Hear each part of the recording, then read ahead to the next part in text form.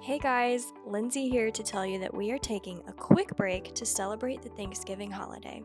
So we'll be replaying one of our most played episodes of Season 2, titled Opening the First Pregnancy Crisis Center in Ecuador. If you haven't heard this one, stick around, it's a great story. Thank you all so much for listening. We appreciate each and every one of you. If you're not following us on social media, go ahead and give us a follow on Facebook and Instagram at Crazy Missionary Stories.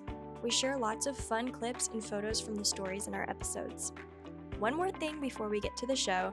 If you love our show, please do us a favor and rate it 5 stars on Spotify or wherever you listen. It really helps get our podcast out there. I hope you guys all have a great Thanksgiving. We'll have a new episode out soon. Now on to the show.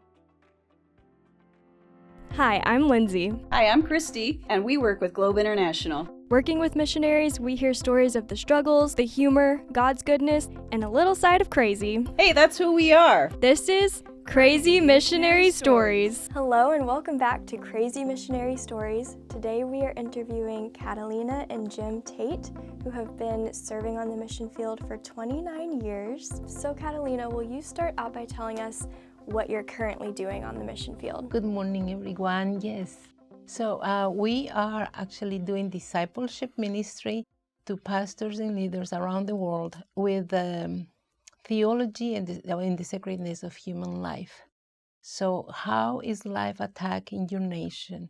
And what is the heart of God towards the nation and towards the church to respond to those attacks? Jim, explain a little bit. So you're retired, right? So will you explain that a little bit to us? Okay.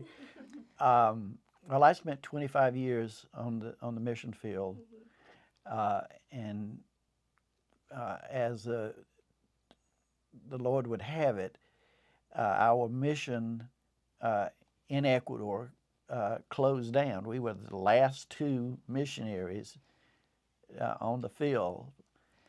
And so we came back here to the States because God just showed us without a doubt that He wanted us back here for some reason. So we came back, and again, by His hands, I got a job teaching Spanish, first in Mobile County, then in Baldwin County in Alabama. And so, and I stayed in teaching for 10 more years. So I recently retired, but I've always been supportive of Kathy's ministry. She was, in Ecuador and here. But now I can go along with her and help her out even more. So that's what I've been doing right now, getting ready to do that. And he has been in some of our trips, but now he has a little more freedom to go along. And you travel all over the world doing this. Yes, we do. So How many countries you've been in? So I've been in around 24 countries. Wow. Yes. That's amazing. That is so cool. How did you guys feel the call to missions? All right, I'll start. Okay. I came to Jesus, I wouldn't say in midlife, but it was later on in my life story. From the first moment when I realized that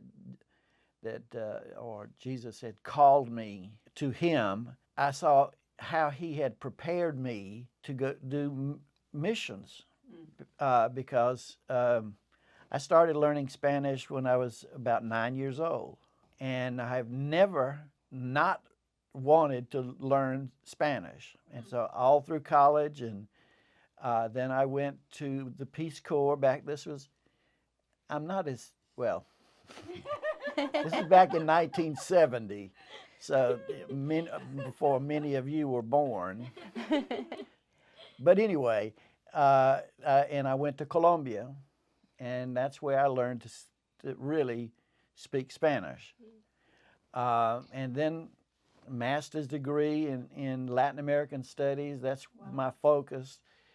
And then I started teaching high school first in Montgomery County in Alabama, and then it was then God called me to missions because in my church I took some mission trips to Belize and then to Quito, and it was on the one to Quito that as I got off the airplane, this is before jetways, and and you got off and you got on the tarmac and you walked to the building. But in Quito is in a valley, and you all all around were mountains. And so you just look up, and I heard a little voice saying, "You're home." And during the 2 weeks that I was there, 3 different missionaries approached me about giving up my job of teaching and coming back to Ecuador and as a full-time missionary. Needless to say, my experience in public education from that moment on became sort of hard. So I remember talking to my pastor and telling him about it, and he said, "Well, I think God's moving you." And so at the end of those 2 weeks in Ecuador, I said, "Yep, I'm coming back." And from that moment on, it was like a ski slope. I've never skied before, but I can imagine. Well, no, because I've never skied before. All right, remember that? I've never skied, but it was just fast. First of all, I got back and went to one of the elders in my church and told him that I think God has called me to the mission field. He looked at me. He says, "Well, we've been praying for that." Oh, wow. You had no idea. I had no idea. And he said at that time he was the denominational chairman for the mission, and he called up the people who know on the mission board, and I was approved.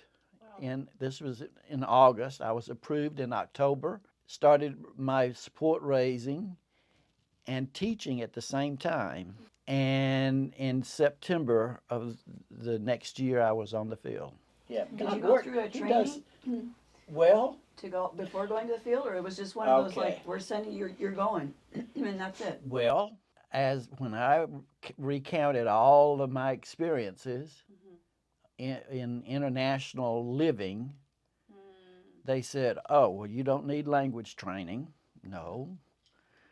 I had taught for 12 years. You were a Spanish teacher. Yep. You could correct my Spanish, I'm sure. Let's do a test. I'll grade you. No, well, I won't. Let's not get into that. But also, having lived in Colombia for 2 years, and I had all the cross-cultural training. They said, "Oh, you don't need this, you don't need this." I usually say that, when I became a believer, I looked back and I could see God moving me starting me here, moving me here, got me out of some trouble, something that was not very healthy, and moved me on, and then, voila, there I am. So do you mind telling us how you became a believer? Oh, wow. It's God uses a lot of means to bring us to Himself, even I'll say defects in our character. He can use to, for His glory. Well, I hope. But while I was teaching, my father was diagnosed with Alzheimer's. And my mother refused to say, well, put him in a nursing home. So I said, well, I would move back to my hometown, which was only 45 miles south of Montgomery, where I was teaching. So I'll move back and, help her out with my father. Well, after he died, my mother went to visit with my sister, to get her out of, because he was at home most of the time. And it was extremely hard for my mother. And so she just got out. So I was at home by myself, and she wanted me to, on his birthday, he died in December, and would have been 85 in January. Well, it was a custom, let's say, as a memorial to put flowers in the church. And so my mother says, I hadn't been in church in a long time. My mother said, I want you to go to church and see how the flowers look. Well, I didn't know that when you have the Lord's Supper or communion, they don't put flowers in the church, but they did on that day. There was the communion table set up. There were the flowers behind it. So anyway, got through with the ceremony, and the sermon, and the pastor, he read from 1 Corinthians 11, verse 27. He who doesn't recognize the body of Christ, it's better not to take. Well, I got, okay. But I grew up in that church, and my Sunday school teacher for many years was sitting right here beside me. Plate comes around, and I'm going, this is where my pride and vanity, I can't, what is she going to think if I let the plate pass? But I can't participate. I knew I wasn't a part of the body of Christ. And so at that moment, it was just a working of the Holy Spirit. I just said, I just confessed right there. Wow. And it was emotional, yep. And from that moment on,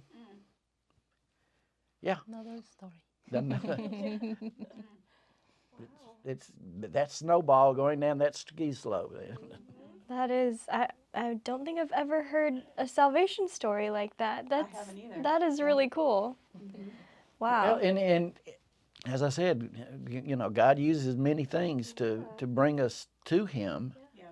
And like you said, you were raised in the church, so you knew what you needed to do. You knew how to pray and just give your life to the Lord, ask Him to be. Well, yeah. And as I said, in my testimony, I always say that as a child going to church, I learned the Westminster Shorter Catechism. I grew up as a Presbyterian, and I knew all of the questions and all the answers, but it never made any sense until Jesus was in my heart. When after that point, I was going, oh my gosh, that's what that means. Wow. It became real. And it became real. Well, thank you for sharing that. That is really neat. So let's hear your story, Catalina. I know they kind of overlap a little bit. So tell us your journey in becoming a missionary and becoming a believer. I actually became a believer. I'd say that it was through the work of mission. So I was going through a crisis of depression, and I studied in Brazil, my university. And so I had gone back to Ecuador, and I was living with my mother. And I was super depressed because I didn't want it to go back first, but also because life had been really hard, bad decisions. And so my sister said to me, well, there is a lady that does counseling in this church that I'll go. And so why don't you go and talk to her? And at this point, I was at the last part of my, hopeless. So I went and I just shared with her what was going on, and she presented the gospel. And so I was like, okay, well, if this prayer doesn't help, it's not going to hurt. That was my mindset, but I am so thankful that the Holy Spirit was in there. And when she led me in the prayer, was intentionally saying the words. So just kind of agreeing with her and the wording and everything. And so that was how I came to Christ. And that was August of 90. And no. Sorry, it was not 90. It was 93. So then a few months after that, 6 months after that, I met Jim because he was working with that missions team that was planting the church. And there were different church plants. So he was not always there, but he was always in classes. And so it was funny because this lady and the pastor will invite me for discipleship programs and things, but like, really intense classes, which I think I wasn't yet ready. I was like, I'm not understanding. I was a new believer. But it was because they wanted to kind of Introduce you. introduce you to him. Yes. And so eventually, we were actually introduced by Cuban missionary lady that was leaving the country, and they were having their goodbye party. And so that is when they actually introduced us. And that was 94. And so that was the Soccer World Cup. In Brazil and Italy were playing. And Brazil won, and I was a fan of Brazil. I still am. And so he sent me some bouquet of roses with the flag of Brazil. Yeah, well, they were yellow roses on a green-black background with a blue bow. Yes. So it was gorgeous. It was really gorgeous. That's good. And so I kind of felt like, oh, I have to call him and say thank you for the flowers. And so I called, and then he invited me over for dinner, and that was the kind of the beginning of going out and dating. And so we got married at the end of 94, so it was kind of fast. I guess everything is in a slope for him. That ski slope, man. And then the missions field was included as a combo with the marriage. And so I was, oh, yeah, well, I think that I can help people through. I am a nutritionist by education. And so I think I can help people through that and just present the gospel and blah, blah, blah. So, but after we got married, we had to come to the U.S. for me to be approved by the mission board and also to raise more funding. And so during that time, we were here for about 22 months. And during that time, I learned of the work of pregnancy centers. I have never heard before about it, but when I learned, I was like, oh, this is something that we really need in Ecuador. And so I went, and my intention was to get the training and everything. But so when I went there, the director was super sweet, and I shared with her my story, and I had had an abortion earlier in my life, and so I had confessed that to the Lord, but I have not been healed. And so when I talked to her, she says, well, let's go first through your own healing first before you can minister to others. So this was a crisis pregnancy center that you were talking to her, and she was walking with you then through your process of healing from abortion in the past. Yeah. That's incredible. Yeah. So when I learned about the pregnancy centers, there was one in Montgomery, and I went to talk to them for me to be trained to develop that ministry in Ecuador. And so that is when she invited me to go through my own healing. So she really just stopped everything and said, hey, let's first focus on you being whole. Right. Yes, we can actually not give from what we don't have. And so that was my first kind of approaching my own healing, and from the trauma of abortion. And so, and then I did the training with them. And so that is when I actually felt my call to missions. That was my missions field. So it had to go through that process, and then the Lord really spoke to me about that. Can I interject something? Kathy said you can't give from something you don't have. Yeah. And I think that is so profound, because in the church of today, that a lot of people are wounded, and we ask them to give, but we don't realize they don't have the healing. They haven't been healed from trauma in their past. They've been forgiven, or they have forgiven, but they haven't received healing, an interior healing. And so really that's the work that you guys are doing. Is that right? In the ministry that you have, is you're bringing what the Lord has done in you, and you're saying, we need this healing in the church today to move forward? Yes. So after that, so we went back to Ecuador, and we went to Ecuador in '96, and from '96 to 2002, it was a lot of work for me, because I had clarity that that is what the Lord wanted me to do. Jim was doing church planting, and I was doing the pregnancy center. I was also supporting the team in Ecuador with admin work, and a lot of, because I am from Ecuador, I could help all of my other missionary people with things, and so I was the admin for the team. But during that time, I also translated materials from the English to Spanish, so that kind of in preparation for this pregnancy center in Ecuador. So in 2002, we opened the first pregnancy center in the country of Ecuador. It's called the Showers of Grace Foundation, and that was my baby. It is my baby. Is it still And running today? still running, And yes, that's not in Quito? in It's Guayaquil. in Guayaquil. Hmm. In Guayaquil is the largest city in Ecuador and the main port, and that is where we were living when we were doing our work in missions. And so began the center, and the Lord really did a lot of miraculous things, a lot of wow stories, really.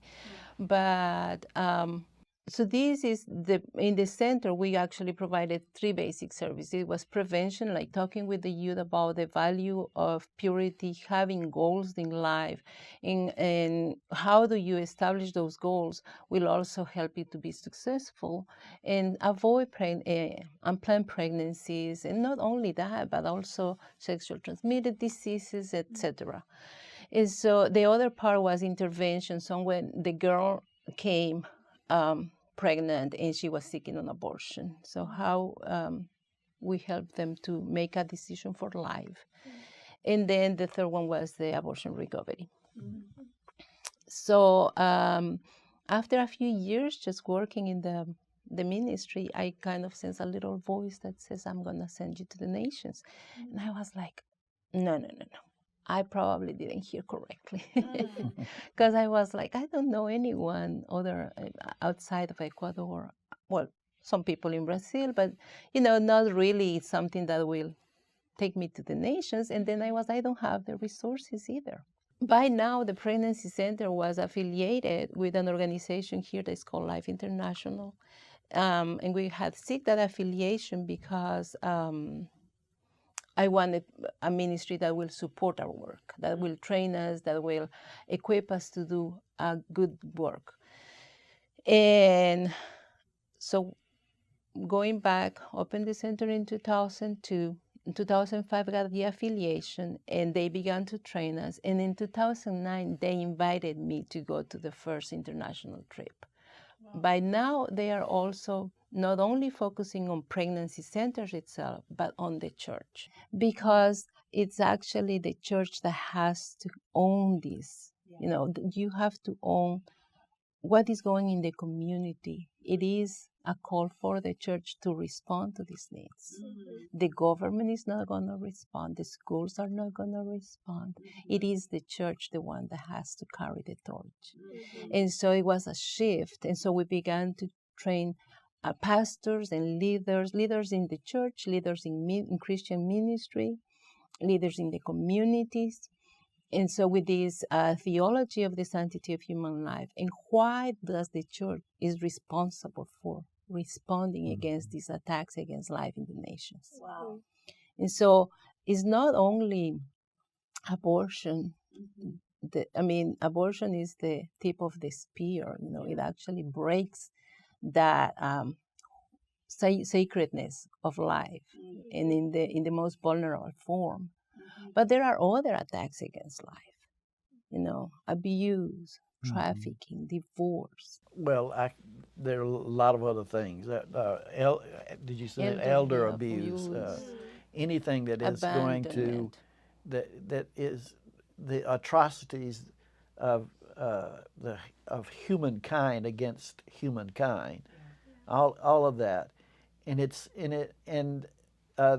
is vital, I think, that the church step up.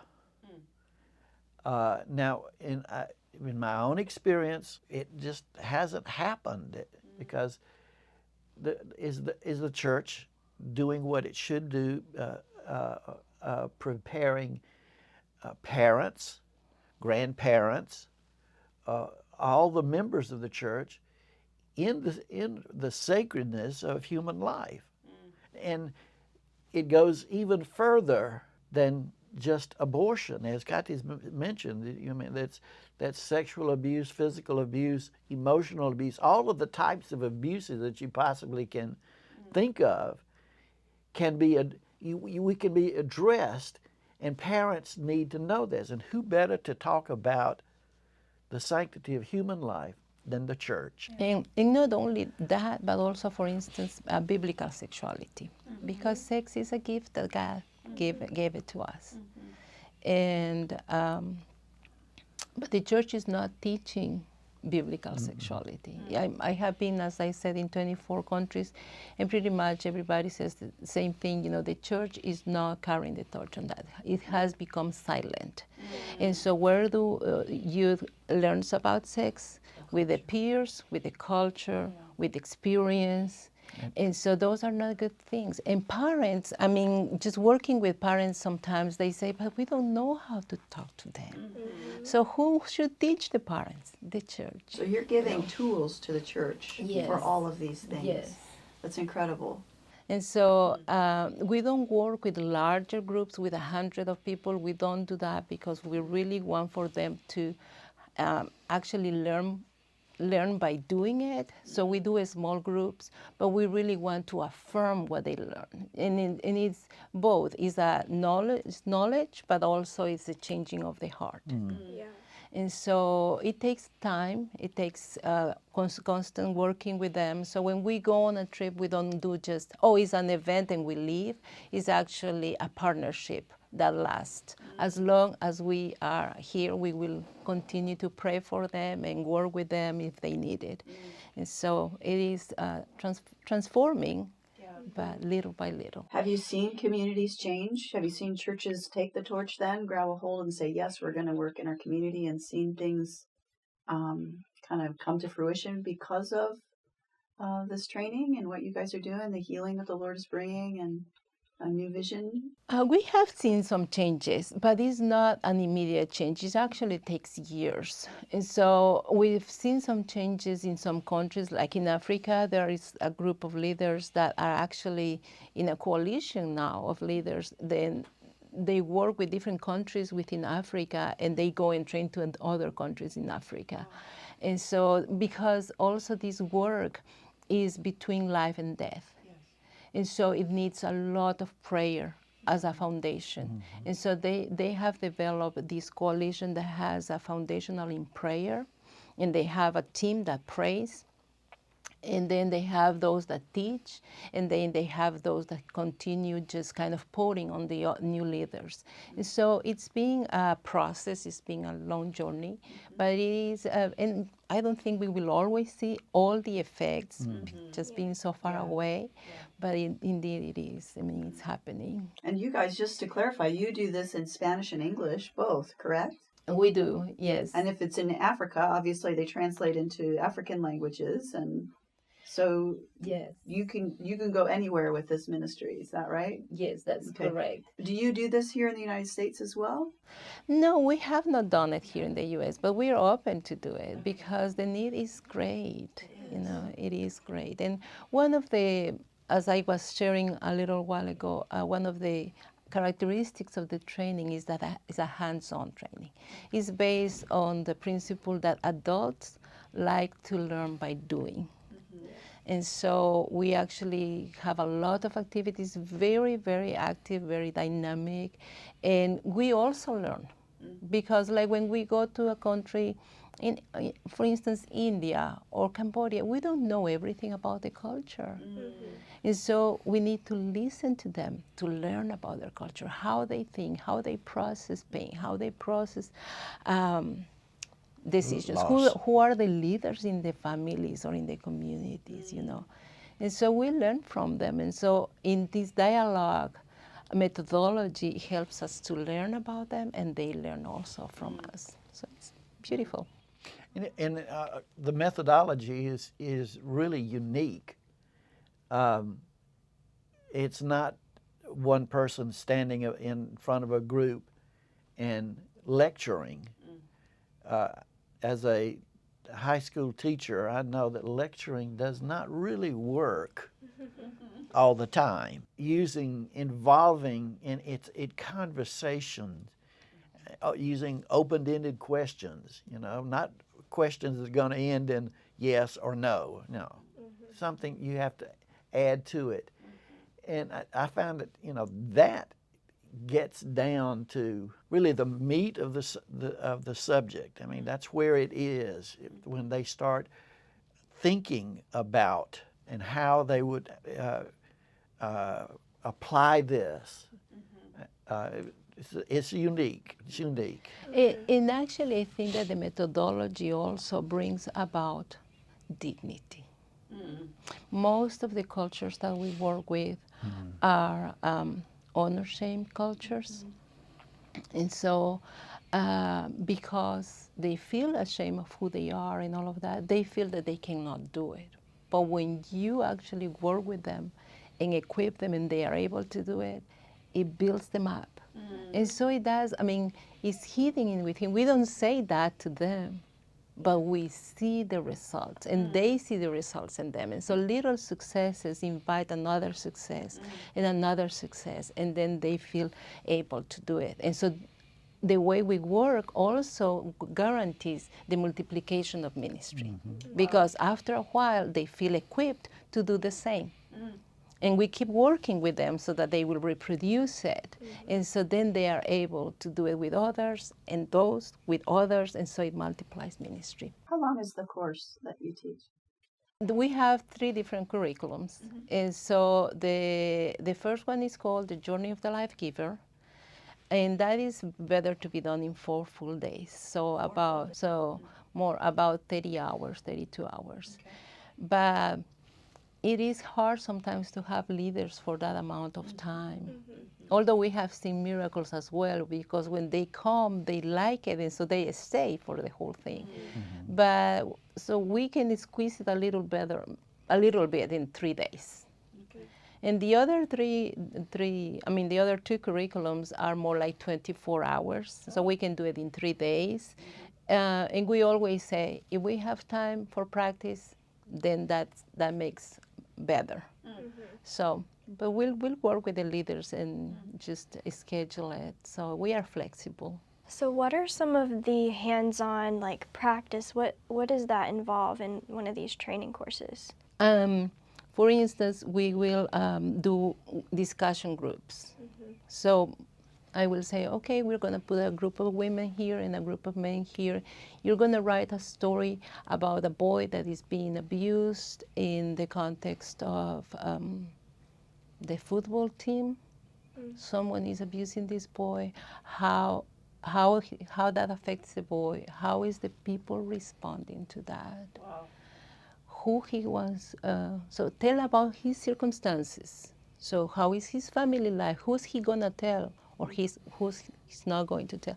So they began to talk about those things. So how the community responds, how the boy responds, how that affects him.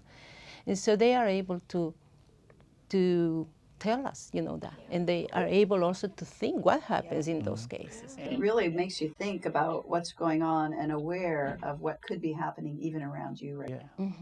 Which can lead to some formulations of how to address this problem, which is really important. Yes. That's so important. I know a lot of times here in America, we hear about, churches covering stuff up because they don't want to ruin the church's name. So that's such a huge thing you guys are doing, to have a plan in place to know how you're going to respond if something does happen. Yeah, and one of the things that is characteristic of this, because it's a difficult topic and it's a sensitive topic, we really handle a lot of confidentiality.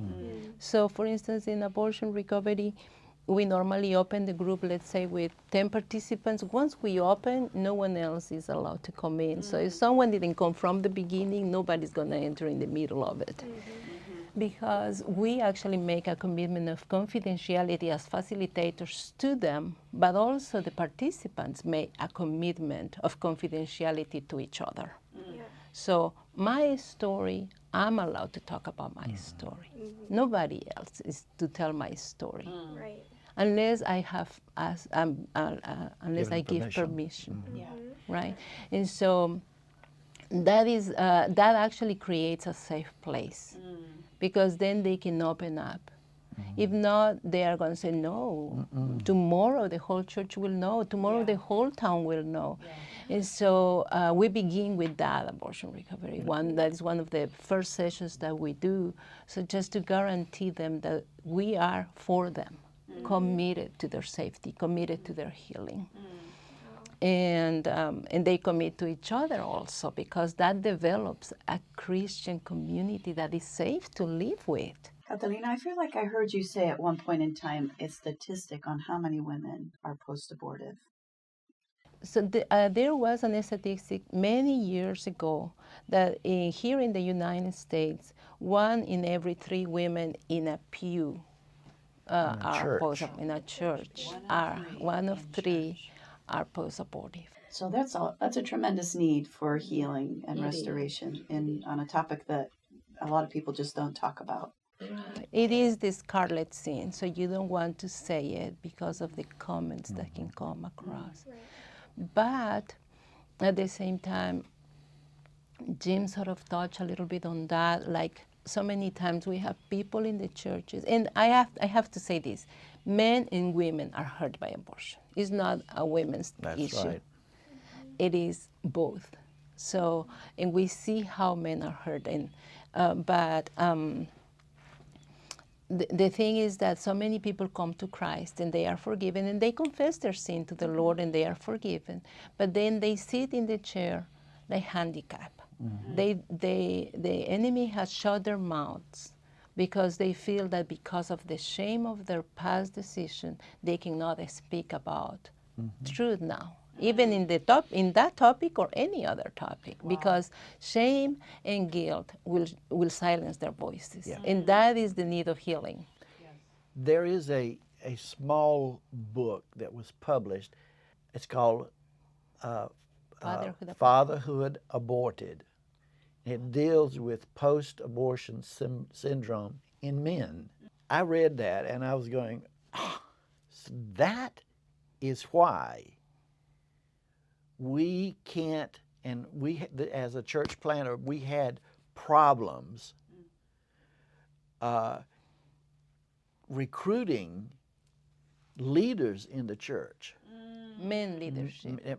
Because no one felt that they were worthy. That's my supposition. Because probably 1 in every 3 in Latin America, 1 in every 3 men have been involved in an abortion in Latin America. So they were handicapped from the get-go. And that was something. But stepping up to be leaders is something post-abortive men hesitate to do.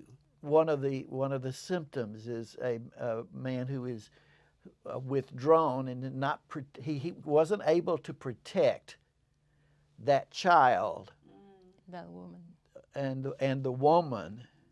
Essentially what you're saying, because I'm just thinking about where the church is today and hearing and seeing it is so hard to find leaders probably around the world in the church, and you're saying that this itself is one of the reasons why it's hard to find people to step up and say, I will help lead, because they just don't feel that they can do it because of the wounds of the past, because of the decisions they made in the past. They've handed over that sense of, or they've given up the sense of, I can do this, I can take authority. So, Christy, I want to put a foundation from the scriptures on that. So the first thing that God called us was to be fruitful and multiply. That is in our core, okay? And the core is the center of who we are. And so when we go through abortion, when we go against that calling, all of our core is messed up. All our identity is transformed. Because we know that we did wrong and there is no way back. The decision has been taken and there's no way back.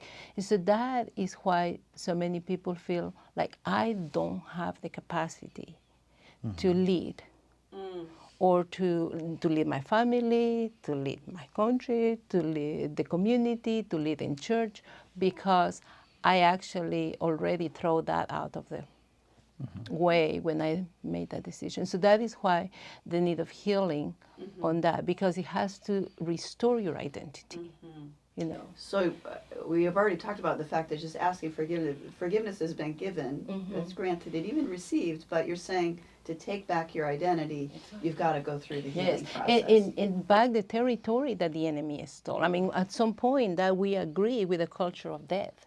And so we have to say, you know, I renounce that culture of death and I take back the territory that I gave to the enemy, because it's not to be yours, it's the Lord's.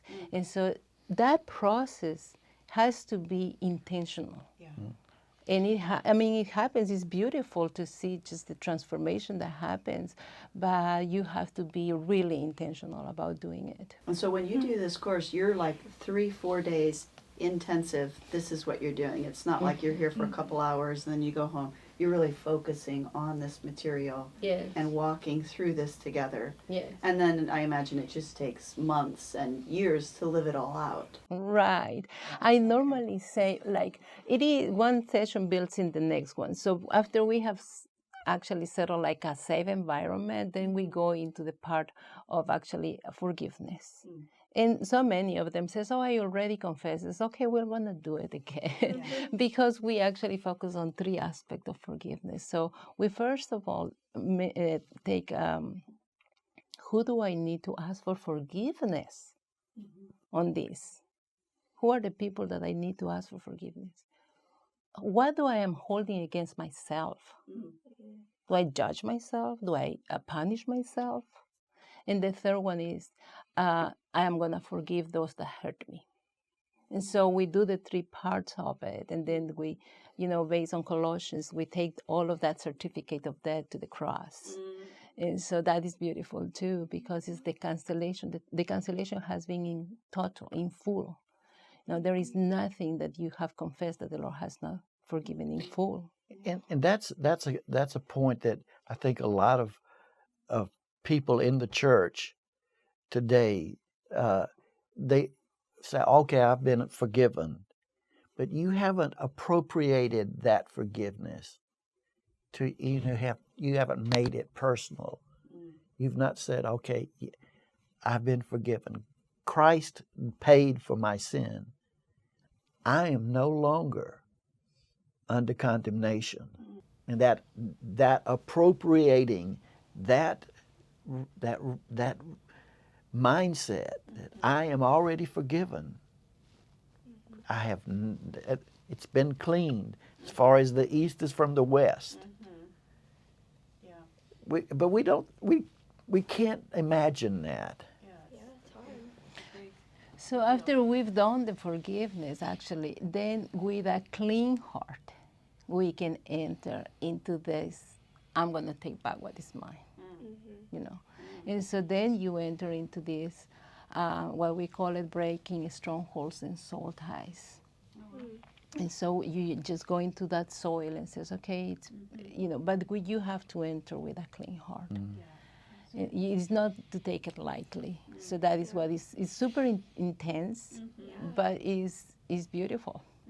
It's cool. It's transformational. If someone would like say a pastor is listening to this right now and says, hey, I would really like to contact these guys and have them come do this course in my church, in my community, how can we do that? How can we facilitate that? You guys have a website? You're Globe missionaries. Yes. So I know coming to Globe's website would work, but how can they get in contact with you other than that? I think we can always offer our emails. So my email is catalina.tate.63@gmail.com. I'll put it in the show notes for everybody to see that, so it'll be easy to find. Yes, I'll be glad, I'll be honored. I think there is a lot of need, not outside the United States, but it's all over the world. What about if there's a woman or a man out there listening to this who just personally needs support? Maybe they're post-abortive, maybe, you know, they're dealing with one of these attacks of life. Could they reach out to you as well? I believe so. Yeah, they can reach out. We can always talk about it. We like to do the abortion recovery in a setting of a group because A small group. yes, it's maybe 5, 6 people in a small group because it helps to build this community that we are not alone on this. And so that is also one element of the healing process. This is not just my secret, it's the secret of the community. And so we need to kind of promote that growth. And a beauty of the small group is that ideas and emotions can be bounced off of each other. Someone might say, I struggle with this. Another one says, I do too. So you're creating a lot of empathy and union. So you validate the stories actually of each other, but do not stay on the wrong part of it, but actually on the restoration through Jesus Christ. So they work together. So what would you say to encourage someone or give advice? Maybe someone's out there who wants to be an advocate for pro-life. Here in America, I know it's probably like this in other parts of the world, it's scary to speak out against abortion because of the political side of things. It's become a very big political issue here, which is crazy. And you know, we have cancel culture. People can be attacked speaking out against this. What could you say to someone who might be, you know, feeling that call to speak out? What could you say to encourage them to just go for it? I will say the first thing is to really, really understand that that is the heart of God. He created us in His image. He loves us so much, and He wants us to be defenders of those that don't have a voice.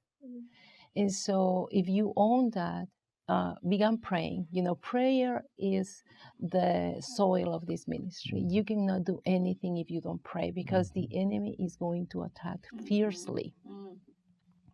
And so maybe just get together with a few friends, even if there are 3 or 4 friends or couples if you are in that age group, and just begin to pray about these things. So how can we respond about this? And so began praying about it. And then there are organizations all over, in every city almost, that minister in this area, or maybe talking with your pastor about how can we respond to these needs in our church, you know, and get trained, you know, get equipped to speak with love. So instead of attacking those that promote abortion, say, so how do we speak truth in love?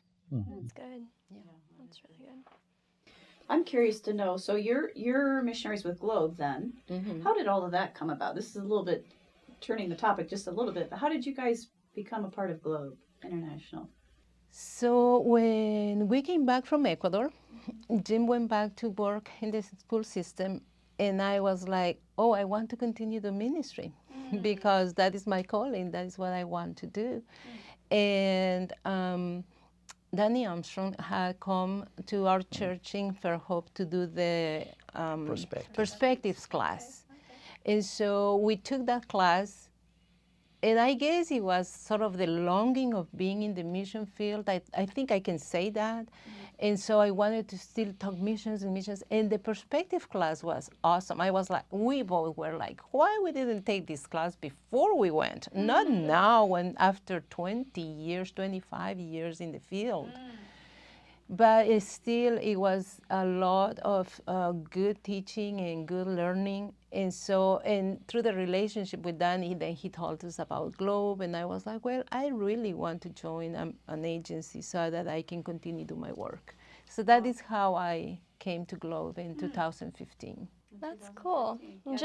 Yeah, Just a side note, Danny Armstrong is who you mentioned. We actually had him and Judy on the podcast, episode 2, I think. So go back and listen if you haven't. And perspectives, I know you said you wish you would have taken that course before going. So that's an encouragement to other people who take that course if you're interested in missions. We've heard a lot of people get a lot of great knowledge from that. Absolutely. It was like a wake-up call. Even before we were already awake, you're even...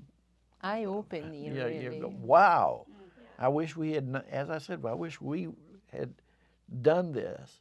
I am not yet a member of Globe, but I'm in the process of applying. Oh, wow. So pray for me on that. Yeah, I mean, You got it. So let me just say this. I mean, you're happy enough with Globe that now you, as a retiring teacher, you want to join Globe because you want to be more involved with missions as well. I want to be happy too. You want to be happy. Join Globe, you'll be happy. You want to go down a ski slope, so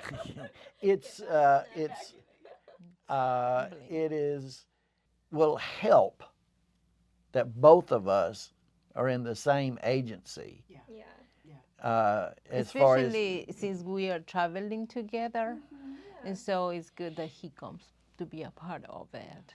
And I think donors and churches that support me understand that he was working and I was doing the ministry, and so this transition is coming along. I find it interesting that you look to Globe. I guess that was because you've met Danny and learned kind of a little bit about Globe at that point in time. Right, that is correct. So, and I like that it was close in distance to come and everything, and I guess I was ready to say, let's get going, so. Well, we love having you guys here. I've loved getting to know you over the years. when you have all of the Globe missionaries and you have all these things, and I'm included, I feel jealous. What makes you feel jealous, Jim? I'm not a part. Really? Even though you really, I mean, you are because you're there with us, but you're not a member. It's not the same. and everybody's just as sweet and congenial and receiving and treating me very nicely, but You want to be a member. I do too. I love it. Yeah. Oh, yeah. We're excited. Love When to I have heard- you. I heard you talking to somebody the other week, I think just last week, about it a little bit, and that really stirred my spirit. Like, I'm really glad Jim's doing that. Yeah. It's going to be neat to have you. Well, we're starting to wrap up on our time here. So I'd like to ask you our signature question, and I know today's topic is a little bit more serious, a little bit more heavy, but we'd love to hear a crazy story of your time in ministry over the years, whatever might come to mind.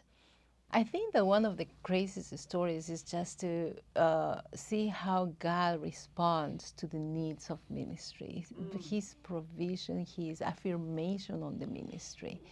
And so I'm going to tell Jim to tell the story about the time that when we were going to come back with our agency for wait, home ministry. hold on. You can cut this out too. You need tell the Genesis story. You have to tell the Genesis story. he gets, It's gonna get you. Yeah. All right, let's hear it. All right, let's do it. Genesis. So one of the things that is interesting to see is how God brings little hints and even big hints sometimes to say, I am on this. So I had opened the pregnancy center, and we had this client that came, and she was seeking for an abortion, and through the work and everything, she decided to have the baby. And when the baby was born, her name was Genesis. Nothing that we have said to her, nothing that we have, given a hint or anything. It was her decision, but for me, it was so meaningful. It was our first baby in the pregnancy center, the first one that was saved through the work of the pregnancy center. And it was like, that's new beginnings, And I know it was a new beginning for her mom and for the baby, but also Because she received Jesus during that time. Yeah. Wow. So it was new. Yeah. The new beginnings from the mother to the baby. Wow. Ministry. And through the ministry, the first pregnancy center in Ecuador. yes. That's So, incredible. so it was very sweet, very sweet. Yes. That's amazing. And okay, I'll tell my story. Okay. When you get a group of missionaries we are all sinners, right? There's bound to be some sort of conflicts, personalities, way to do one thing, way to do another. Missionaries Patience. missionaries are human. So we're at a point in our that we were not quite sure that we wanted to stay with our mission board because of a lot of conflict, and we knew God wanted us on the mission field, but we were just not happy. Well, we went through the process with another agency, and they have Globe might think they have a difficult admission, but this one was Wow. yeah. So anyway, I started the work on that, and we were moving on down that slope again, and I also met with our team leader, and he told me, he said, well, you're getting ready to go back home on home ministry assignment, and so in order to come back, you're going to have to raise $16,000 in one-time gifts and increase your monthly giving by $2,000. I'm not one of these missionaries who likes to raise support. I do that because in order to get to the field and do the work, I have to do this. So yeah, okay, it's part of the job. So I said, the applications process was going on. This comes up, and I'm going, oh. And I just told the Lord, if you want us to stay in this mission board, with this mission board, and to stay here in Ecuador, you are going to have to raise the money. I don't think I'm physically able to do that. And I have to say that I didn't really want to do that. That's confession. Good for the soul. We won't tell anyone. Okay. Between us right here. All right. And you guys, don't tell anyone either. That's right. That's right. So, so this was probably in October. And then we were just sloshing along, and come December, and we're getting ready to come back to the States. And around Christmas, I was checking my donation report and going down, you know, saying, oh, okay. Well, I got to one donor, and there was a figure, 5 figures, $33,000 from one person. And I'm going, this cannot be correct. They, in the office, they just added an extra 0 on the end of that. It was a mistake. So I called up the agency, and I said, can you pull up my donor report, and you've got to check something else for me. The person I was talking to, okay, no problem. And then I heard, oh. And I said, yeah. Is this correct? Well, I don't know, but I'll sure check it out. Okay. We were still in December. On the 24th of December, I get a call from the mission agency, and they said, yep, it's correct. Everything we needed. Crazy. That's a crazy story. Yeah. That's a God story. Yes. Yeah. And you mentioned before what had happened with the donor. Why? Oh, yeah. Well, this donor lives in Texas, and he has about 20 acres of land where he raises zebu cows. And they found oil under his property. Wow. And so that was a tithe from his first check. That's cool. Being a blessing because he was blessed. Yeah. It was an amazing thing because it really showed not only God's provision, but He answering to our prayers, clearing out the land, because of course that stopped the application with the other organization, and also confirmed that we were to stay where we were. Yeah. And I guess it spoke not only to us, but also to the missionaries and to the agency. It was amazing. Our superiors were going, oh, wow. Right. So it was really nice. Well, thank you guys so much for sharing your story. That is a crazy story. Love to hear it.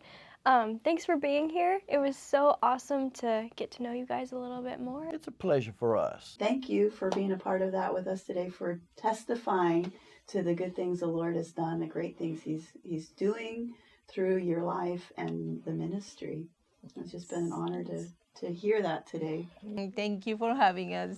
Thank you guys so much for listening to Crazy Missionary Stories. If you are listening on Spotify, don't forget to follow us and give us a 5-star review. If you're on YouTube, don't forget to subscribe, and of course, share it with your friends. Thank you guys for listening. See you next time.